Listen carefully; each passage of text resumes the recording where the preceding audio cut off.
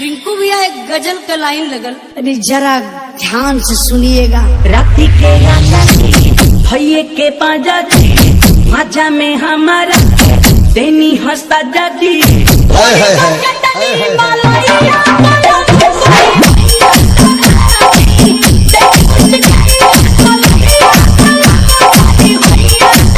राती के राजा जी भैये के पाजा जी मजा में हमारा देनी हंसता जाजी।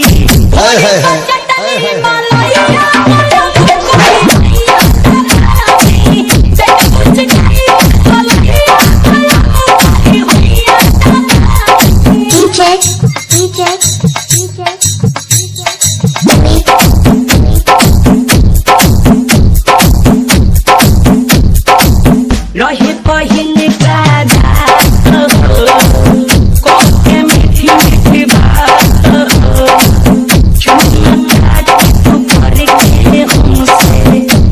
से ली सुहाग वाली रात के मीठी मीठी बात चुमा चाटी को के हमारा से सीना से ली हाथ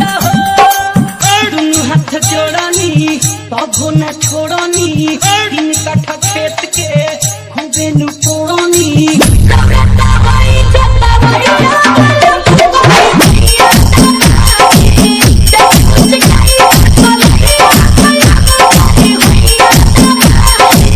राती के राजा जी भैये के पाजा जी मजा में हमारा के इन्हीं हो सजा जी।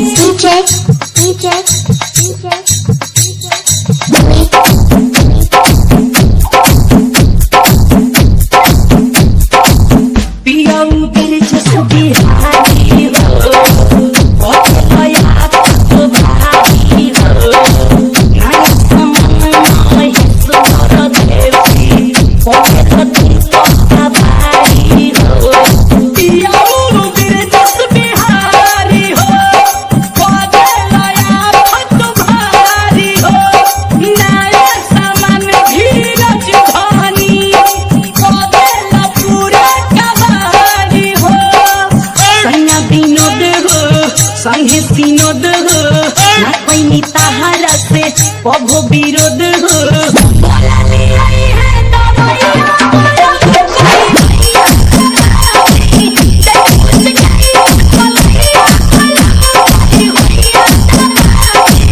राती के राजा जी भैये के पाजा जी मजा में